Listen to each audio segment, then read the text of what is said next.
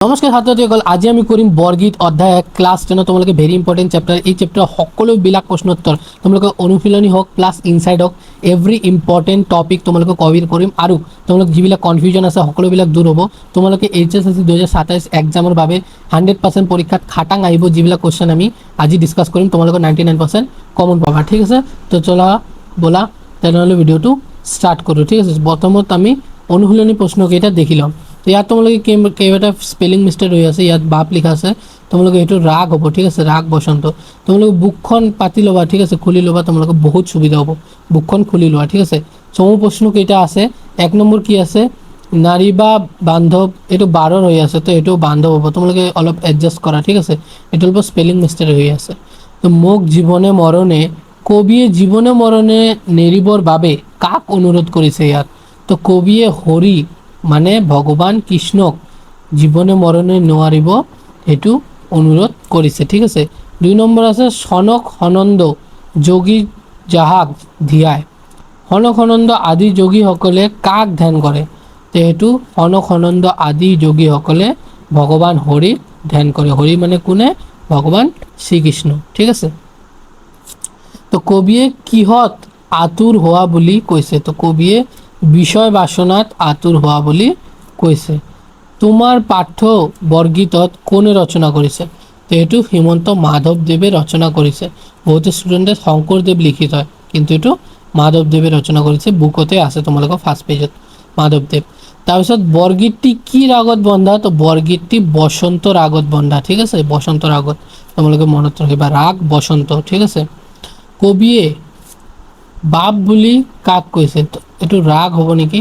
তো কবিয়ে ভগৱান হৰিক বাঘ বুলি সম্বোধন কৰিছে। ঠিক আছে, বাঘ বা বান্ধৱ হ'ব পাৰে। ঠিক আছে, তো এইটো স্পেলিং মিষ্টেক হৈছে। তোমালোকে প্ৰশ্নটো মিলাই লোৱা, 6 নম্বৰ প্ৰশ্নটো। তো মোৰ পাছ মানে কি? তো মোৰ পাছ মানে হ'ল মহ পাছ হ'ব, এটা মহ। ঠিক আছে, স্পেলিং মিষ্টেক হৈ আছে অল্প, তোমালোকে এডজাষ্ট কৰিবা প্লিজ।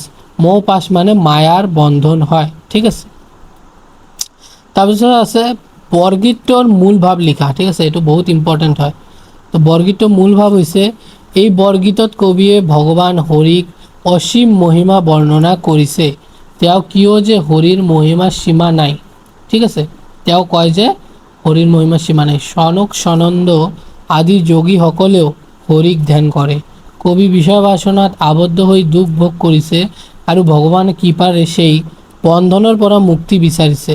তেওঁ ভগৱানৰ চৰণত আশ্ৰয় লৈ জীৱনে মৰণে তেওঁক কৃপা লাভ কৰাৰ প্ৰাৰ্থনা কৰিছে। ঠিক আছে, নেক্সটত আহোঁ মই, যে বৰগীতৰ বক্তাৰ চমু পৰিচয় দিয়া। বৰগীতৰ বক্তা কোনে? বৰগীতৰ বক্তা হৈছে ভক্ত কবি শ্ৰী মাধৱদেৱ। ঠিক আছে, তেওঁ ভগৱান হৰিৰ একনিষ্ঠ ভক্ত আছিল। নিজৰ দিনতে প্ৰকাশ কৰি তেওঁ ভগৱানৰ কৃপা ভিক্ষা কৰিছে আৰু বিষয় বাসনাৰ পৰা মুক্তি বিচাৰিছে। ঠিক আছে, এইবিলাক হ'ল অনুশীলনী প্ৰশ্ন। তাৰপিছত মই ইনচাইডো কৰিম।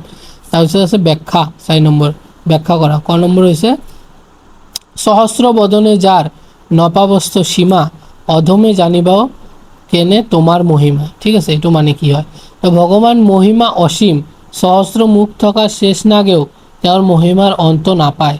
তেন্তে এজন সাধাৰণ অধম ভক্তই তেওঁৰ মহিমা কেনেকৈ সম্পূৰ্ণ জানিব পাৰিব? ইয়াত ভগৱান অসীম শক্তি আৰু ভক্তৰ বিনয় প্ৰকাশ পাইছে। ঠিক আছে, তাৰপিছত আছে খ নম্বৰটো, যে আতুৰ ভৈলহা হৰি বিষয় বিকলে কৰোৱা উদ্ধৰ মানে কৰিও উদ্ধাৰ মোক চৰণ কোমলে। উত্তৰটো হ'ব যে কবিয়ে কৈছে যে তেওঁ সংসাৰ বিষয় বাসনাত আবদ্ধ হৈ দুখ পাইছে আৰু সেই দুখৰ পৰা মুক্তি পাবলৈ তেওঁ ভগৱানৰ চৰণত আশ্ৰয় লৈ উদ্ধাৰ কৰাৰ বাবে প্ৰাৰ্থনা কৰিছে। গ নম্বৰটো হ'ল তোমাৰ চৰণ দুই মোৰ মহাধন, ভকত জনেৰ নিজ ভূমিছে জীবন। তো ভগৱানৰ চৰণেই ভক্তিৰ সৰ্বশ্ৰেষ্ঠ সম্পদ। ঠিক আছে, ভক্তসকলৰ বাবে ভগৱানৰ চৰণ আশ্ৰয় লোৱা জীৱনৰ মূল উদ্দেশ্য। ইয়াত ভক্তি আৰু আত্মসমৰ্পণৰ ভাৱ প্ৰকাশ পাইছে। 5 নম্বৰ সনক সনন্দ যোগী যাহাক ধিয়ায় সকল নিগমে যাক বিচাৰি নাপায়। তাৎপৰ্য বিচাৰ কৰা। ইয়াত ভগৱানৰ মহিমা প্ৰকাশ পাইছে। সনক সনন্দ আদি মহান যোগীসকলে যিজনক ধ্যান কৰে আৰু বেদ শাস্ত্ৰসমূহেও যিজনক সম্পূৰ্ণ স্বৰূপ বিচাৰি নাপায় সেইজনে ভগৱান হৰি। তেওঁৰ মহিমা অসীম আৰু আপাৰ। 6 নম্বৰ বৰগীতৰ 4টা লক্ষণ লিখা। তো বৰগীতৰ 4টা লক্ষণ হৈছে বৰগীতসমূহ শাস্ত্ৰীয় ৰাগ তালযুক্ত গীত, ঠিক আছে। বৰগীতৰ ভাষা ব্ৰজাৱলী ভাষা, এইটো ইম্পৰ্টেণ্ট হয়, তোমালোকে আহিব পাৰে। ইয়াত ভক্তিভাৱৰ প্ৰকাশ ঘটে আৰু ভগৱানৰ গুণ মহিমা আৰু লীলাৰ বৰ্ণনা থাকে। এইটো হ'ল 4টা বৈশিষ্ট্য। আচ্ছা, ভাষা বিষয়ক কি আছে, তলত দিয়া শব্দকেইটা আধুনিক ৰূপ লিখা। তো পাঠ্য শব্দ আৰু আধুনিক ৰূপ, ঠিক আছে। নাপাবস্তু নাপায়, ঠিক আছে। কেনেকৈ, ঠিক আছে। ভালো হওয়া না ভালো হো, তো এইটো কি হ'ব, হলো। তুমি সে, এইটো হোক তুমিয়েই। তাৰপিছত জনেৰ, এইটো হ'ল জনৰ। কহয়, এইটো হ'ল কয়, ঠিক আছে। এগুলো মানে আধুনিক কালত এনেকুৱা চেঞ্জ হৈ গৈছে ভাষাবিলাক, শব্দবিলাক, ওয়াৰ্ডবিলাক, ঠিক আছে। ব্ৰজাৱলী ভাষাৰ বৈশিষ্ট্যসমূহ উল্লেখ কৰা। ব্ৰজাৱলী ভাষা 5টা বৈশিষ্ট্য তোমালোকে ইম্পৰ্টেণ্ট হয় বহুত, তোমালোকে আহিব পাৰে। যে ব্ৰজাৱলী এক কৃত্ৰিম সাহিত্যিক ভাষা, পুৰণা হয় বহুত। এই মৈথিলী, এইটো বহুত ইম্পৰ্টেণ্ট, এই মৈথিলী অসমীয়া আদি ভাষাত সংমিশ্ৰণে গঠিত। বৈষ্ণৱ সাহিত্যত ইয়াৰ ব্যাপক ব্যৱহাৰ হৈছিল।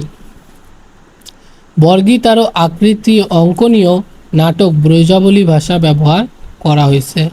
ভাষাটো মধুৰ, সুৰীয়া আৰু কাব্যিক গুণ সম্পন্ন। এইবোৰে হৈছে অধ্যয়ন কৰিলে অনুশীলনী প্ৰশ্ন উত্তৰ, ঠিক আছে। তাৰপিছত কি আছে আমালোকৰ এইগুলো হ'ল ইনসাইড কুৱেশ্যন, ঠিক আছে। তোমালোকৰ বহিৰ ইনসাইড কুৱেশ্যন, ইয়াত মই শৰ্ট কুৱেশ্যন আৰু লং কুৱেশ্যন দুটা আছে। 1 নম্বৰৰ কুৱেশ্যন তোমালোকৰ কি আছে, বৰগীতটো কোনে ৰচনা কৰিছে? শ্ৰী মাধৱদেৱে ৰচনা কৰিছে। শংকৰদেৱ তোমালোকে নিলিখিবা, এইটো মাধৱদেৱৰ হয়।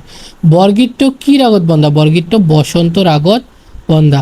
কবিয়ে, এইটো বান্ধৱ হ'ব, ঠিক আছে, বাপ নহ'ব, বান্ধৱ, ঠিক আছে। এইটো তোমালোকে স্পেলিং মিষ্টেক হৈছে, বান্ধৱ। বান্ধৱ বুলি কাক সম্বোধন কৰিছে? এইটো ভগৱান হৰিক সম্বোধন কৰিছে। সনক কোন? সনক হৈছে মহান যোগী আৰু ঋষি, যিলোকে হৰি ধ্যান কৰি থাকে। সহস্ৰ বদনে বুলি কাক বোলোৱা হৈছে? তো এইটো শেষ নাগক। সহস্ৰ বদন মানে শেষ নাগ, ঠিক আছে। তাৰপিছত কবিয়ে কিহত আতুৰ হোৱা বুলি কৈছে? বিষয় বাসনাক আতুৰ হৈছে বুলি কৈছে। কবিয়ে কিহৰ পৰা উদ্ধাৰ বিচাৰিছে? তো বিষয় বাসনা আৰু সংসাৰ মায়াৰ পৰা উদ্ধাৰ বিচাৰিছে। মোর পাশ, এইটো মোহ পাশ হ'ব, ঠিক আছে। মোহ পাশ মানে কি? মোহ পাশ মানে হৈছে মায়াৰ বন্ধন। ভক্তৰ মহাধন কি? ভক্তৰ মহাধন হ'ল ভগৱানৰ চৰণ যুগল। সকল নিগমে কাক বিচাৰি নাপায়? সকল নিগমে ভগৱান হৰিক বিচাৰি নাপায়।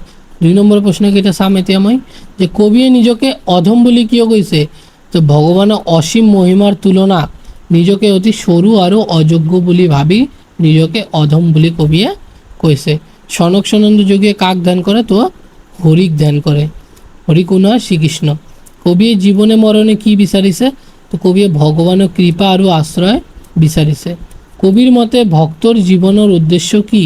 তো ভগৱানৰ চৰণত আশ্ৰয় লোৱা ভক্তৰ জীৱনৰ মূল উদ্দেশ্য। 5 নম্বৰ আছে, বৰগীতত কোনে ভক্তিভাৱ প্ৰকাশ পাইছে? ভক্তি দাস্য ভক্তিভাৱ, মানে ভগৱানৰ দাস হৈ আছে কবিটো, এইটো, ঠিক আছে। 3 নম্বৰৰ প্ৰশ্নকেইটা চাম। ভগৱানৰ মহিমা সম্পৰ্কে কবিয়ে কি কৈছে? তো কবিয়ে কৈছে যে ভগৱানৰ মহিমা অসীম, সহস্ৰ মুখ তথা শেষ নাগেও তেওঁৰ মহিমাৰ সীমা বিচাৰি নাপায়। বেদ শাস্ত্ৰসমূহেও তেওঁৰ সম্পূৰ্ণ স্বৰূপ জানিব নোৱাৰে, ঠিক আছে। কবিয়ে কিয় ভগৱানৰ কৃপা বিচাৰিছে? তো কবি বিষয় বাসনা আৰু সংসাৰৰ মায়াত আবদ্ধ হৈ দুখ পাইছে। সেই দুখৰ পৰা মুক্তি লাভ কৰিবলৈ তেওঁ ভগৱানৰ কৃপা বিচাৰিছে, ঠিক আছে। এতিয়া মই 4 নম্বৰ কুৱেশ্যন, সনক সনন্দ যোগী যাহাক ধ্যায় সকল নিগমে তাক বিচাৰি নাপায়, তাৎপৰ্য লিখা। ইয়াত ভগৱান অসীম মহিমা প্ৰকাশ পাইছে। সনক সনন্দ আদি মহান যোগীসকলে যিজনক ধ্যান কৰে আৰু বেদ শাস্ত্ৰসমূহত যিজনক সম্পূৰ্ণ স্বৰূপ জানিব পাৰে নোৱাৰে, সেইজনেই ভগৱান হৰি, তেওঁ সকলোৰে উপাস্য। 5 নম্বৰৰ কুৱেশ্যনকেইটা চাম এতিয়া। বৰগীতৰ মূল ভাৱ। এই বৰগীতত শ্ৰী মাধৱদেৱে ভগৱান হৰিক অসীম মহিমা বৰ্ণনা কৰিছে। ভগৱান গুণ মহিমাৰ সীমা কোনোবাই বিচাৰি নাপায়। সনক সনন্দ আদি যোগীসকলেও তেওঁৰ ধ্যান কৰে। কবি বিষয় বাসনাত আবদ্ধ হৈ মুক্তি বিচাৰিছে। তেওঁ ভগৱানৰ চৰণত আশ্ৰয় লৈ জীৱন মৰণে কৃপা প্ৰাৰ্থনা কৰিছে।